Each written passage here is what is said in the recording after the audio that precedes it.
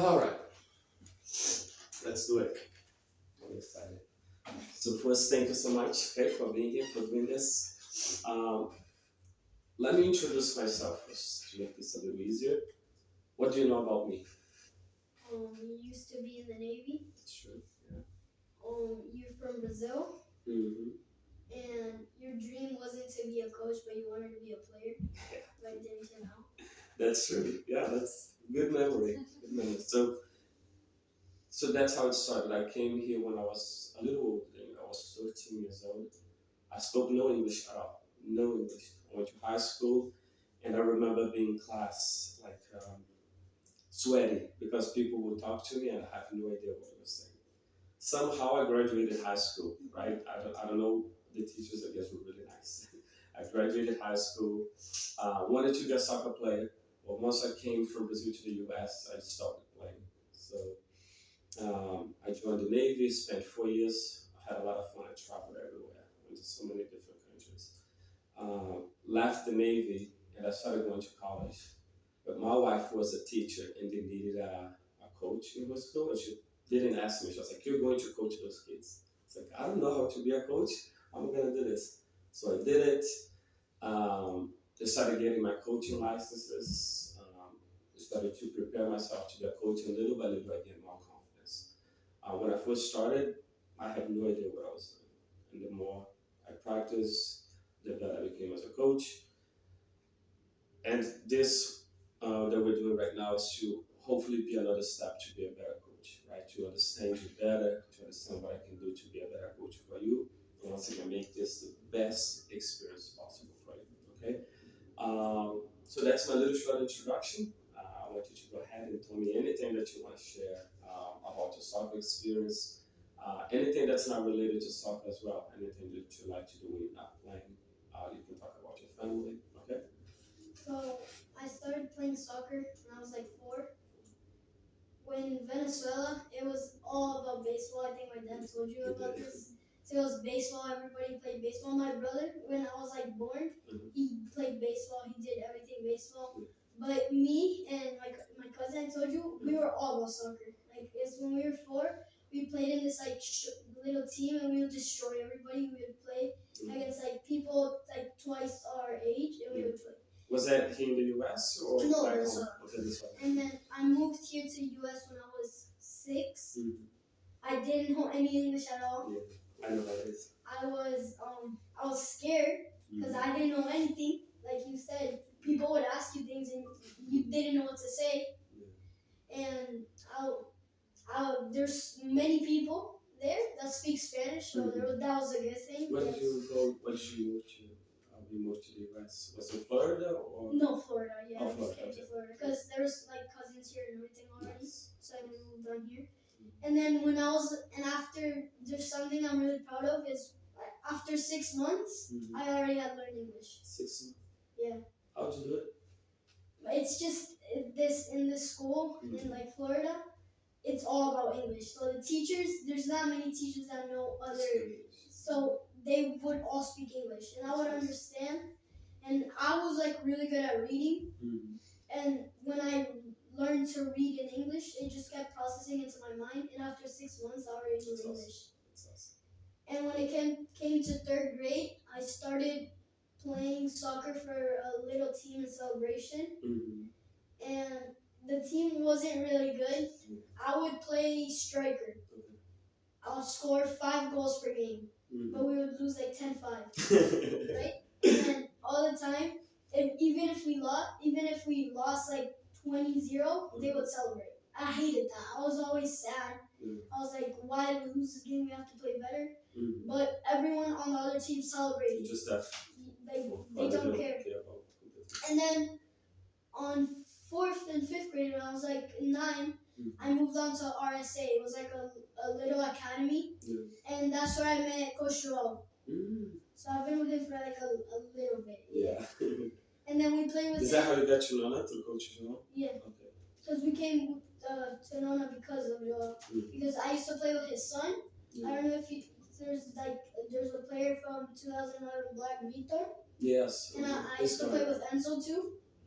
I played with like a bunch of players, and we all came to Nona. So Nick, did you play with Nick? No. Okay. So Joao came, and we all came. Mm.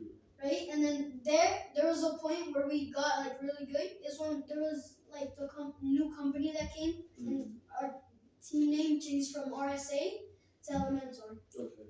And then that's how we like got built up. There was this one tournament. It's Easter Cup. We played Easter Cup. It was like for us, it was like a big tournament. Yeah, the first one, right?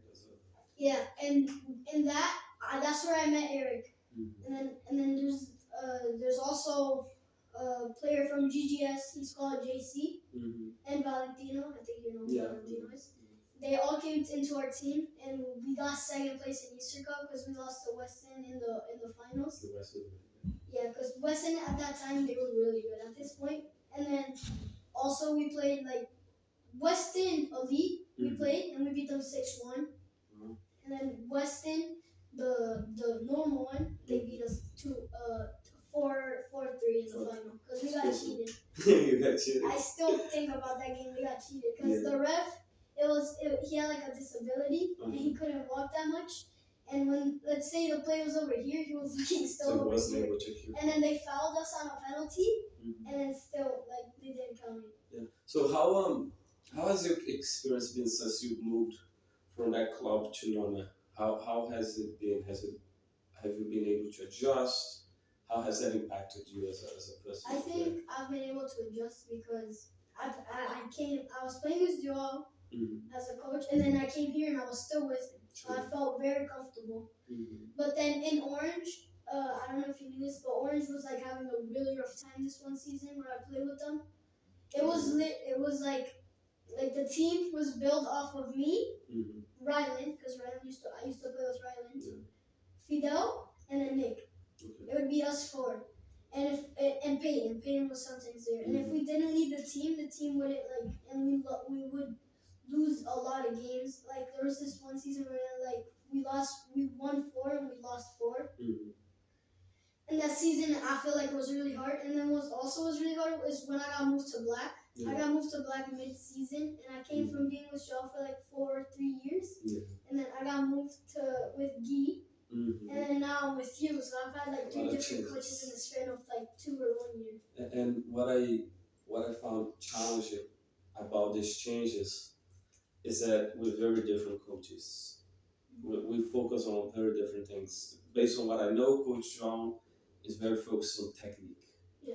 Right? He does a lot of technical work. Coach Key, he's more of he talks more about the emotional side. He tries to motivate players in terms of he'll take you to the side and then my style, I think it's more competition. I love to compete. I love to get players to compete, and that's what drives me. So every coach you have is going to have a different focus, right?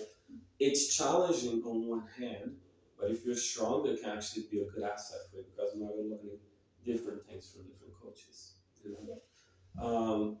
It feels like you've been playing soccer for 30 years. You have a lot of stories in soccer already. But yeah, thank you for sharing this around with me. So I took a look at the answers you had for these questions. Okay, I don't want to go over them real quick. Most of the questions for your individual development plan you answered, you strongly agree or you agree, and which is really good. Some of the ones that you disagreed was, I look forward to receiving the ball and love driving at the defenders, trying to beat them in a 1v1. So I put disagree for that one because I was like in the middle, but I had to put disagree because I can't say agree. I'm not like that player where you receive the ball and I just want to and then pass the ball. Like I'm the type of player that wants to make plays and for the plays to make the goals. So that's why I put disagree. I see. Makes sense. But I wanted to ask you a question regarding this though, because I do think this is the more confidence you have as a player, and I think we spoke about it a little bit, because this is talking about 1v1, for example. It's you and a defender, and if you beat that defender, you get your score. And I think you're fantastic in 1v1, and I saw it. I saw you doing it. There was one play I don't think it was last game, the game before, that you took the ball and just smacked the kid. Boom. I was like, wow, this is what I'm doing with confidence. Do you remember the play I'm talking about? It didn't feel like you're hesitating. It didn't feel like you're thinking about the mistake. You just went for it. And I think this is gonna go back to the areas that I think you need to improve. That you say you need to improve. You don't need to improve your 1v1. I think you need to improve your ability to believe that you can do 1v1s really well. Does that make sense? So your 1v1 for me is one of the best of the teams. But if you're on your head, it takes you too long to go ahead and do the 1v1s. Do you agree with it, or do you? Yeah, I kind of understand. So, and then this is connected with the other one. So if my coach switches my position, I usually know my role in the new position. You disagree? This one I don't think is very important because I think everyone should disagree, right? If you change a position, it's harder to adjust. And it's not like I don't know how to play. It's just that for me, one of the big things is I'm like somebody that wants to help the team. So for example, one of the big problems is when I was like playing striker, and I didn't know like, am I supposed to move down? How much down am I supposed to move? In which spaces am I supposed to be? And I kept getting confused because I was like, I don't know how to do it. It's like I know what a striker does, but I never thought of the movement they did. I agree, and especially if you haven't practiced it. Yeah. Right. So that's something I'm gonna take a note of.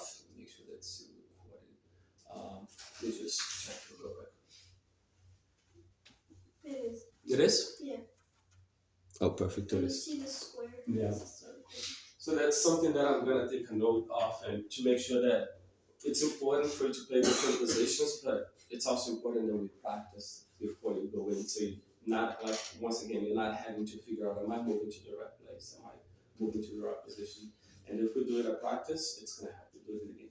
Okay. I think there was one more that got my attention. Let's see. Disagree. Okay, do I play good control, aggressive soccer? Aggression on the ball. And you disagree with that. Do you want to talk about that a little bit? Yeah. I don't think like I would say an aggressive player is like Sean, for example. I'm the type of player that wants to keep control of the ball. And not like fight, like keep fighting for the ball. Like I want to win the ball and play with the ball. So that's why I kind of said disagree. And I think this is very related to your personality, right? You can't, well, I won't say you can't, but you seem to be a very calm, collected person. You probably don't get angry easily, right? You're thoughtful about things. Does that make sense? Yeah.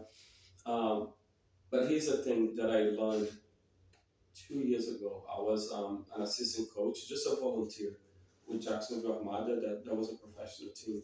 So I told them, hey, I need coaching experience. May I come here? I'll help. I'll carry water, whatever you guys need me to do. He's like, okay, you can come and you can help. And there was this guy. His name is Kobe Yuma. He's a professional player from Spain. And he's the nicest guy you ever met. The nicest guy. He's so friendly. He shakes everybody's hands. I don't think he has ever yelled at anybody outside of the soccer field. But on the soccer field, for 90 minutes, you think he's an animal. He challenges for the ball. He wants the ball. When he receives the ball, he just takes players on. He makes a mistake, he gets up and he goes again. He's a completely different person on the soccer field than he is outside of the soccer field. I'm not saying you have to change. I think you're a fantastic kid, a fantastic player the way you are. I just want to leave that opening for you to think that it's okay for you to express yourself in a different way on the soccer field if you think that's going to help you be a better soccer player.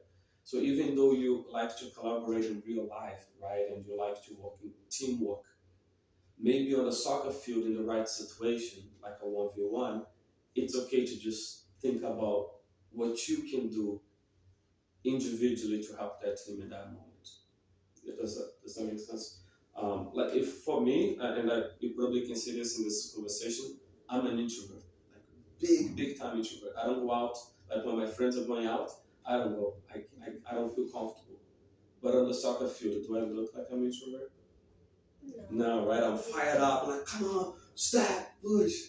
I'm really intense because I learned that for me to be a successful coach, I need to express that type of personality on the field. But outside of the field, I'm super calm, super relaxed. I don't like a lot of attention. So I think just this is just something for you to think about and know that maybe you can use different.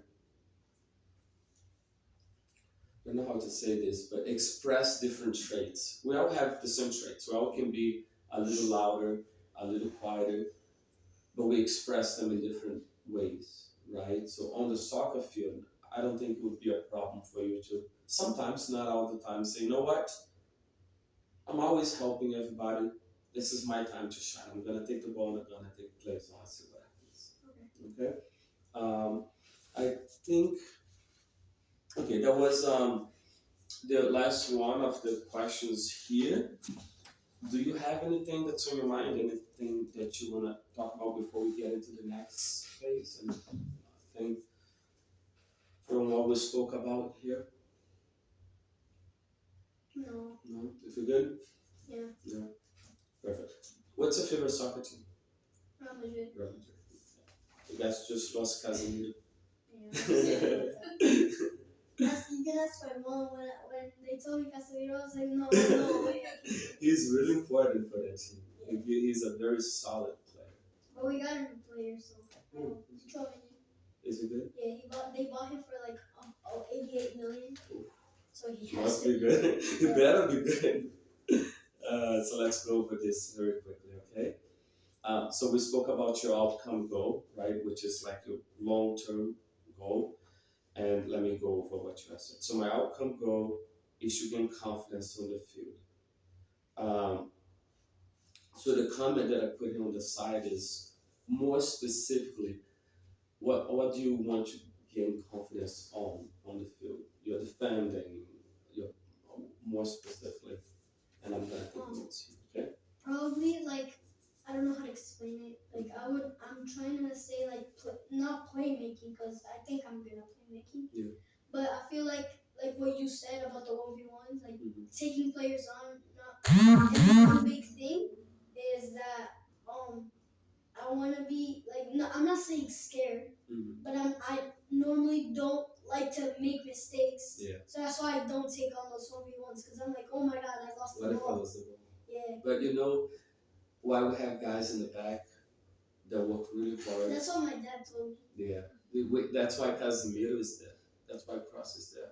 So Ronaldo can take the ball 10 times, lose it 9 times, but on the 10th time he scores a goal. And if you can remember this is going to change you as a player. If you know, it's completely fine if I lose the ball. Because the one time I score, that's going to win us the game. Okay? Because I don't think you have a problem with 1v1, like I said. I think you're really good at it. And you do it in the beginning of the game. But after you do it the first or 2 times and it doesn't work, you know what happens? I don't do it again. You don't do it again. And then I'm looking for Aaron. I'm like, where's Aaron? I haven't seen you in the last 10, 15 minutes. And it's because at that moment the ball comes to you and you make the safest decision, which is, okay, the ball came to me, let me just pass it to somebody else so I don't make that mistake, right? And that's completely normal. Most people are like that.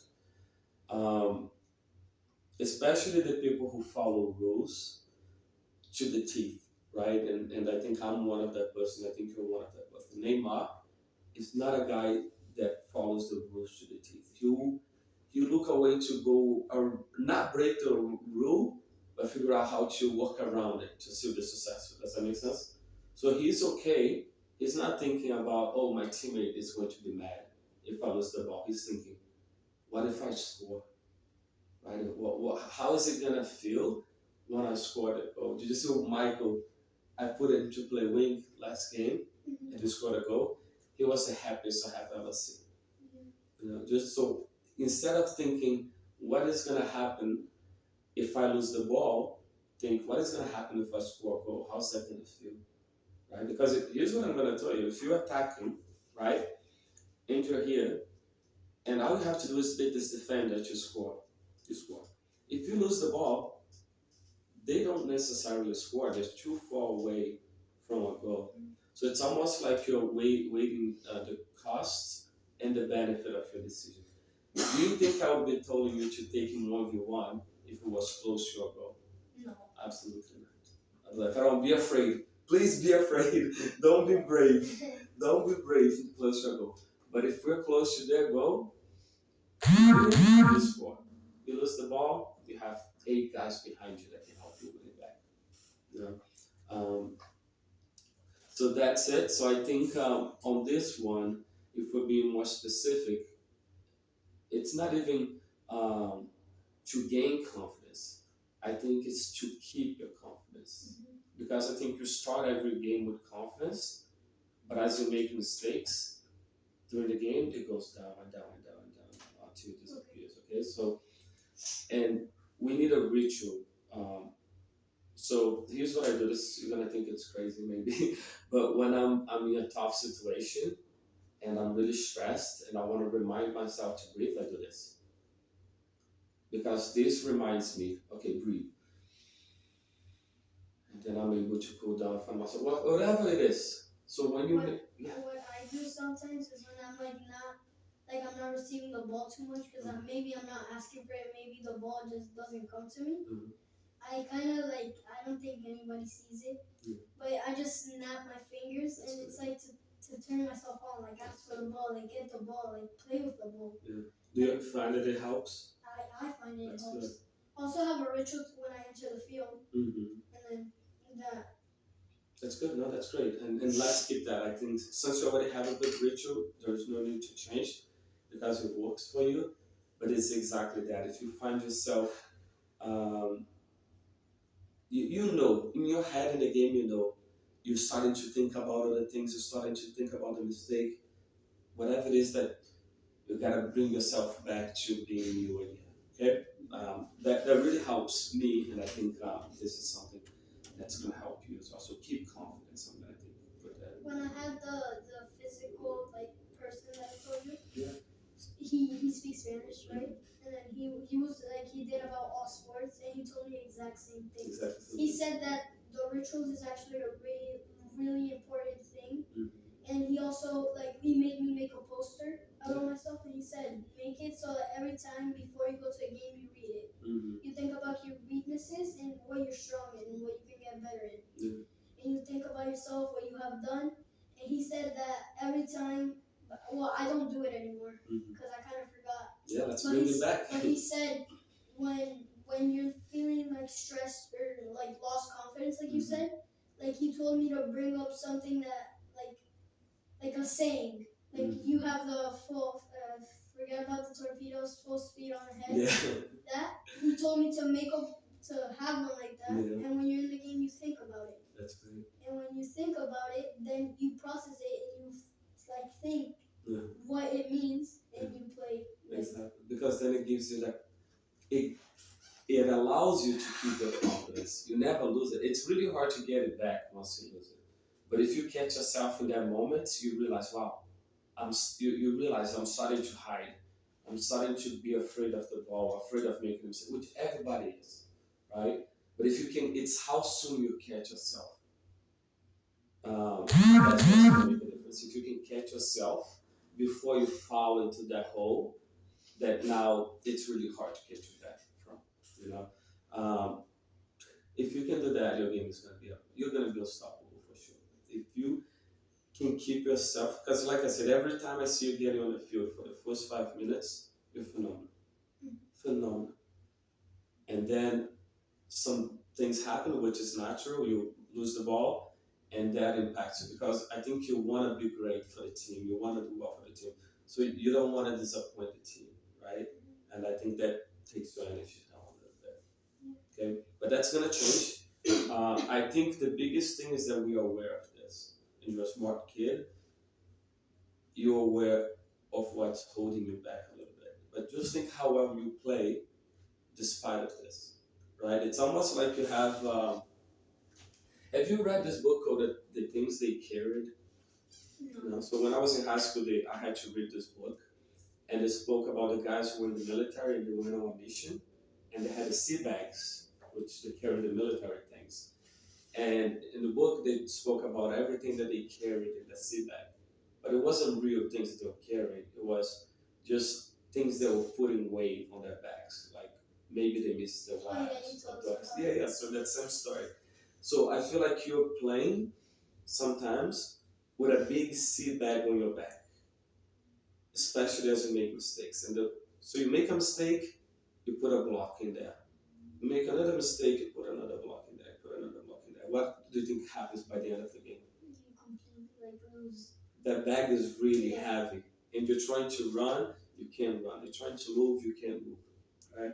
So our job is when you see, wow, there's a block in here, you figure out a way to get a block out as fast as possible so you can continue to play well.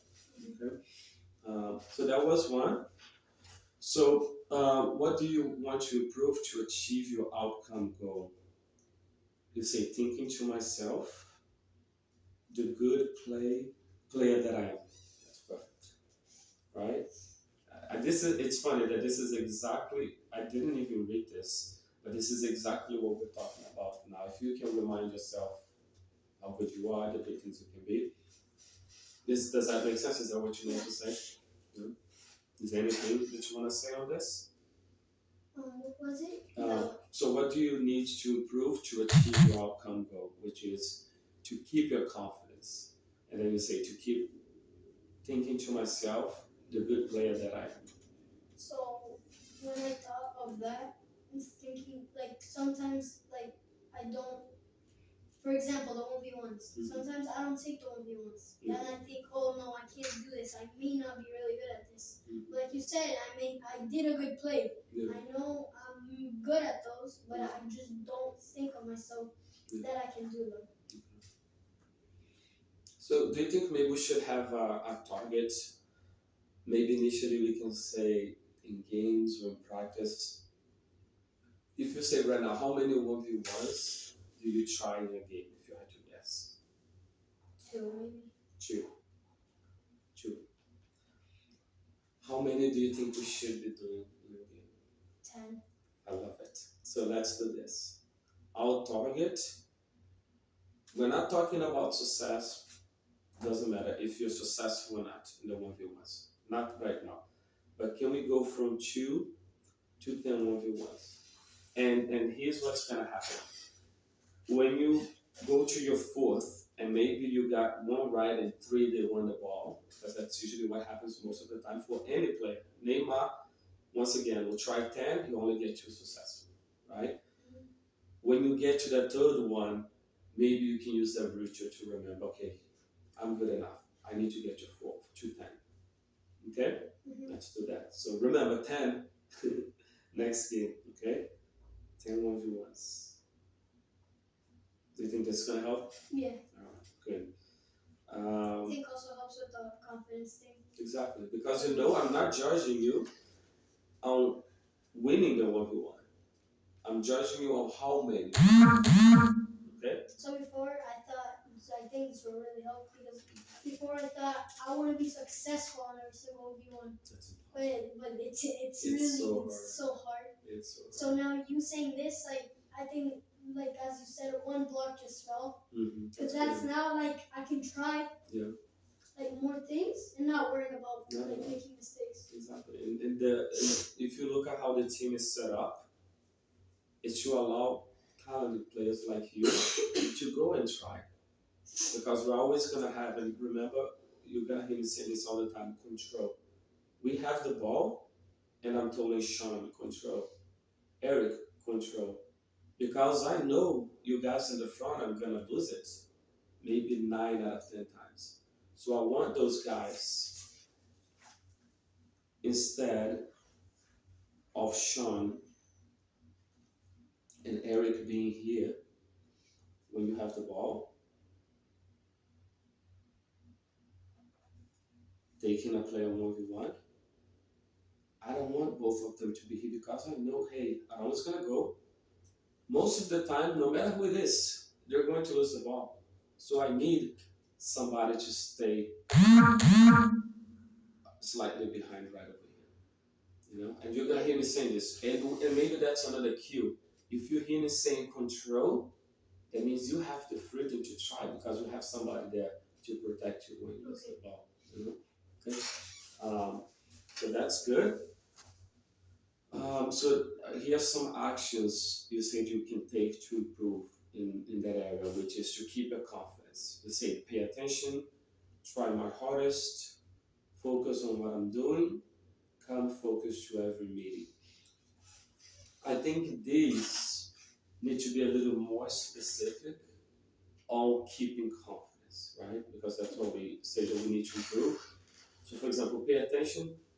I think you're one of the best ones at paying attention. So I think you're fine there. I don't think you have much to do that. But for example, one action we already came up with it is to try 10 1v1s, for example. So this is more specific, right? It's the same thing that the person I had before. Yeah. He would give me goals every practice, Mm-hmm. and I would reflect on them after practice if I did them or not. And I think that helped me be a better player. That's good. So I think this person made our jobs really easy because he's actually a professional at this, and you guys already did a strong foundation. Now it's all about being consistent and keeping it until this becomes natural. So that's good. So try my hardest. So let's see what we can do that. So we say 10 1v1. Maybe we can do. So recording, right? Yes, yeah. Just notification. Maybe we can do something related to practice. Do you have anything on your mind that maybe we can do at practice that can help you keep your confidence, for example? Or maybe something that you can do by yourself. Okay, let's do this. Pick a player that you really like that does a lot of 1v1s. Let me write it down. So you're going to pick a player that you like that does a lot of 1v1s. And I want you to see how many he is successful and how many he actually loses the ball. So that's going to give you a good perspective of, man, this is really hard. So you're going to realize that you're not missing because you're not doing well enough. You're going to realize you're missing because this is extremely hard. So any player you choose, take some time. I can probably send you some video on that player. I can find it for you. And then you pick games and you just watch. When you're watching the game, you just focus on that player, especially wide players. So every time that player takes a player 1v1, how many times is he successful? How time he is? I'm already thinking of one. Yeah, that's good. I have one in my mind. I think I'm choosing that one. Mm-hmm. Do you think that's gonna give you a good idea? Yes. Normally, him is the one that makes the run, so it would be good for me if I. Just don't pick Messi because Messi usually gets a lot right. Yeah, I don't like Messi. So yeah, that's good. That's good. So that's good. I think this is gonna be helpful. So you say focus on what I'm doing. What do you mean by that? Like sometimes maybe I don't actually know, but I put that because like sometimes I don't know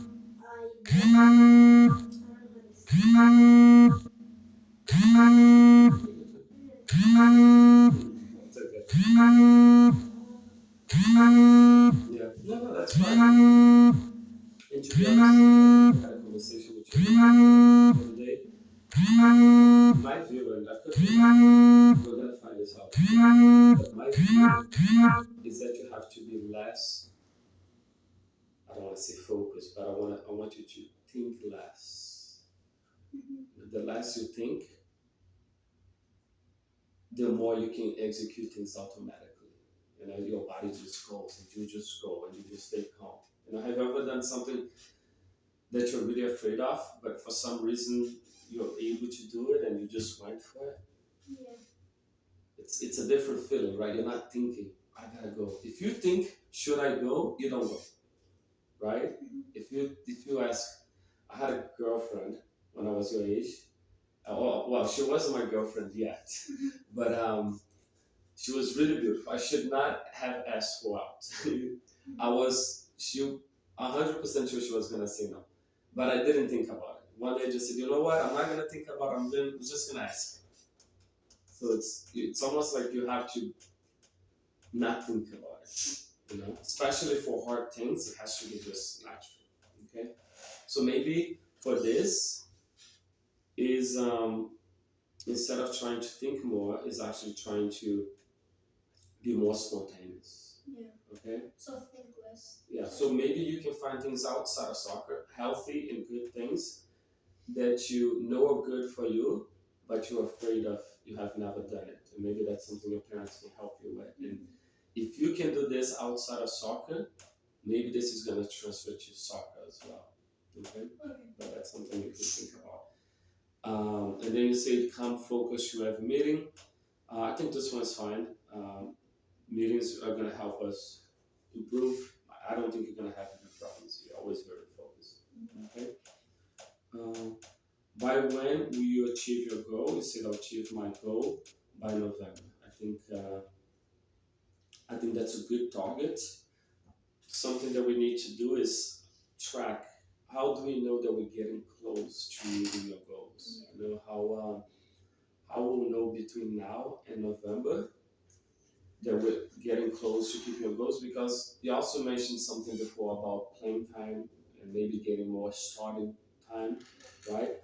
So maybe there is something related to playing time or starting that tells us that, hey, you are improving because now you're playing this many games or this many minutes, and that means we're getting closer to confidence, right?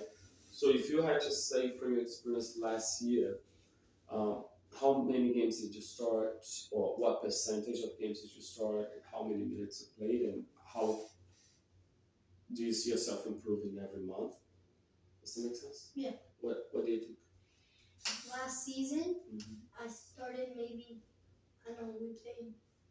Does the tournaments count? Yes. I would say I started about 30%. About 30%. Obviously, because I was a new player. I don't think they would just bring a new player and just replace it with the players they already have. Yeah. So gaining my position was a hard thing. But then by the end of the season, I started getting more plays on. So you say maybe 50 or 6% by the end of the season? Or? I don't know. So, okay, it's hard. It's just a lot of it is just guessing.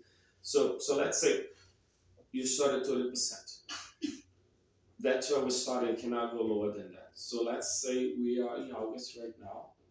By the end of September, how many percent of the games would you start to give you a good feeling that you're heading in the right direction in terms of keep your confidence? You know that the more you keep your confidence, the better chance that gives you at starting more games. Yeah. So by the end of September, from 30 to what? I'll say it's hard. It is hard. It's really hard. 75. 75. Okay. Do you think that this is realistic, or do you think that this would be like a big jump from just 1 month? Because now from 75, if you do September 75, October will have to be 90. Yeah. And then November 100. I think a good target, November has to be 100. I think you have to have a big goal, because that's what's going to allow you to work really hard now. But how can we find a balance between September and October, so you know that you're taking steps, but it's not like a stock market, because you never want to go high too fast, because what happens when you go high too fast? You go down too fast. So it has to be progressive. Okay? So let's say, here's what I would say. I would say October, September.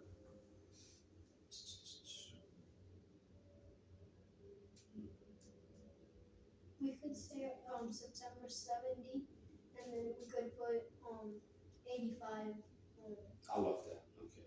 Because then we'll go 15% off every month. I love that. Okay. And then, if we're achieving these metrics between now and then,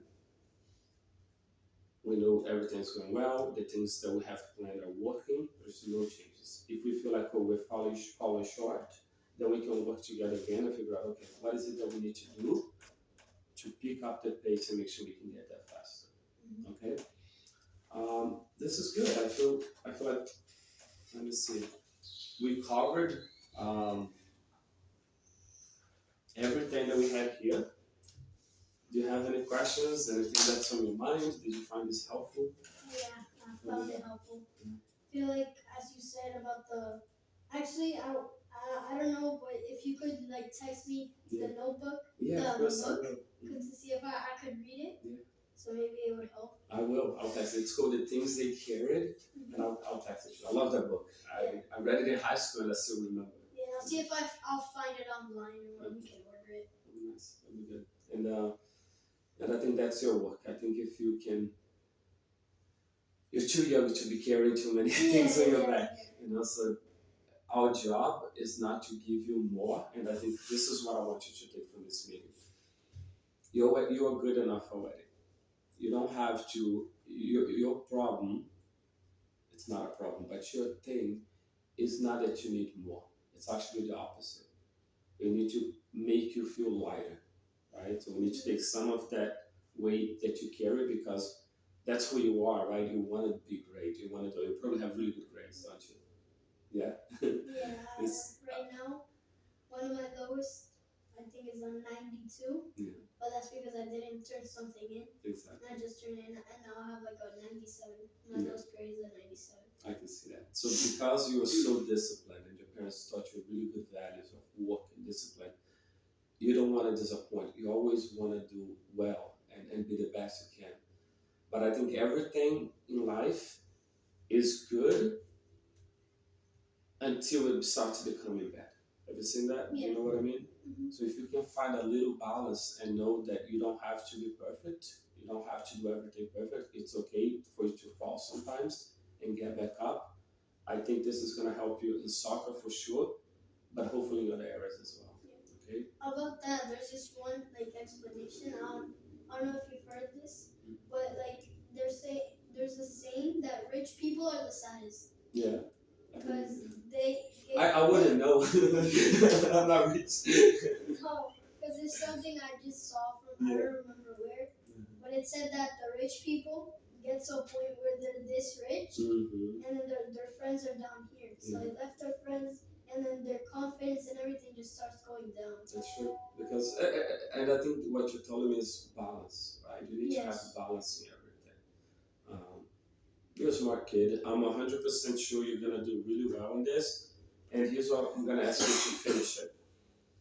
You probably know people, you have friends that are not performing to their abilities because they're carrying this sea bag that we spoke about.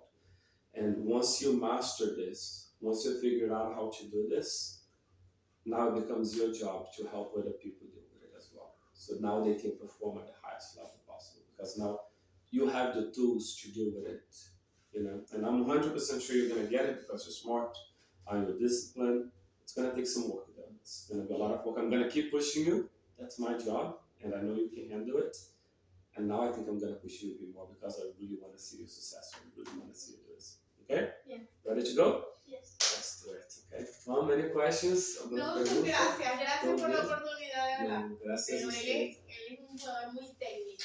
Necesita como que él siempre tuvo esa confianza, pero yo no sé, ahorita en estos cambios de equipo necesita como que lo empujemos un poquito más. Claro. Y que pueda expresar lo que ya tiene, pero que pueda expresar. Exactamente, y eso, y que él tiene que ser un jugador completo, independientemente de la posición que la ponga, porque él sabe cómo se mueven todas las posiciones. Solo que no se cohíbe. Si no hay más forma, hay que salir a la cancha porque falta un niño, se enfermó, qué sé yo. O sea, a lo mejor no está en usted darle la posición que quiera. Claro. Falta algún niño, necesitan sacar el juego a flote. Y entonces esas cosas él lo frena y digo, no juega porque tú sabes cómo se mueven todas las posiciones. Y hay que intentarlo. Que no pudieron hacer el 100%, pero hay que intentarlo. No se puede paralizar. En pleno juego menos. Y ahora que tuvimos esa conversación, que sabe que no necesita ser perfecto, no tiene que hacer todas las acciones perfectamente, va a tener más seguridad de intentar sin antes pensar, ¿será que estoy haciendo lo que quiere el coach? ¿Será que estoy haciendo esa posición Y bien? yo le digo, olvídate de tu papá, porque papá es más Oh, fanático, sí. el papá es muy Olvídate fanático. del papá, olvídate No, del coach es también. lo que yo digo, o sea, si alguien te tiene que prestar atención y usted es muy sereno, en los juegos es bastante sereno, yo ahora más explosivo, ¿qué quieres que te grite? Y usted es muy sereno, y digo, olvídate de tu papá, tienes que hacer lo que practican, porque si ellos hacen lo que hacen en la práctica, de verdad que sería fantástico. Sí. Y pienso, lo más importante en la escuela es bueno pensar, en decisiones es bueno pensar, pero hay dos sistemas, ¿no? En nuestro cerebro, el único que es automático durante mucho tiempo, y el otro que utilizamos en situaciones como esta, hablando y pensando. Exacto. El sistema que tiene que utilizar es el que no piensa, es el que está Instinto, exacto, ¿no? instinto. Este sistema que estamos utilizando ahora, cuando te preguntas, ¿será que estoy haciendo bien? Está usando el Siempre sistema. le pasa. Sí. Yo no sé si él te comentó, él tuvo, durante la transición, yo conseguí un coach, Sí, eso es. pero, y él le decía, Aarón, y yo decía dentro, yo lo escuchaba, yo le decía, este profesor como que no nos va a funcionar, porque Aarón lo estudiaba, y, o sea, le decía lo que el Señor quería, yo le digo, ¿será que se está dando cuenta? ¿Será que se está dando cuenta que Aarón lo está como que psicoanalizando a él? Claro. Y llegó un momento que él me escribió por privado. Hijo, es demasiado inteligente. Ahora tengo que mirar el video para ver si me estaba analizando también. No, pero el bueno de Aarón, y no quiero que piense que tengo eso, una cosa gigante, no. Lo bueno es que juegues bien a pesar, ¿me entiendes? Sí, a pesar. A pesar de tener ese peso en las espaldas cuando juegas. Exacto. Imagine lo que puedes hacer cuando ya no tengas eso. Eso es lo que quiero terminar. Claro, con y que yo le hacer. digo, diviértete, él antes se disfrutaba todo su juego, ahorita piensa mucho, todo que tiene que ser así, que tiene yo, diviértete, o sea, esa es la finalidad de que estamos aquí con él. Sí, y aparte Aarón es muy inteligente, el año pasado nosotros nos mandaron de aquí del condado, el gobernador Ron DeSantis nos mandó una carta felicitándonos por las notas de Aarón, o sea, que él es aplicado en todos los sentidos.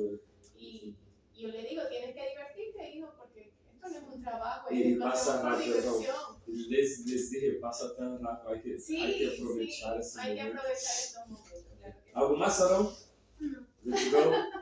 We'll do this again. Whenever you say, even if it's next week, you say, Coach,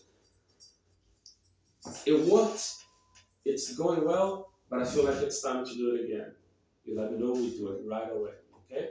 I'll let you guide this process. And we could do it for the rest of the season. This is what started, I have to be honest, but I'm really excited to do it now, even outside of the recording, because I think it's going to help you be a better player, and I'll become a better coach as well. Okay? All right?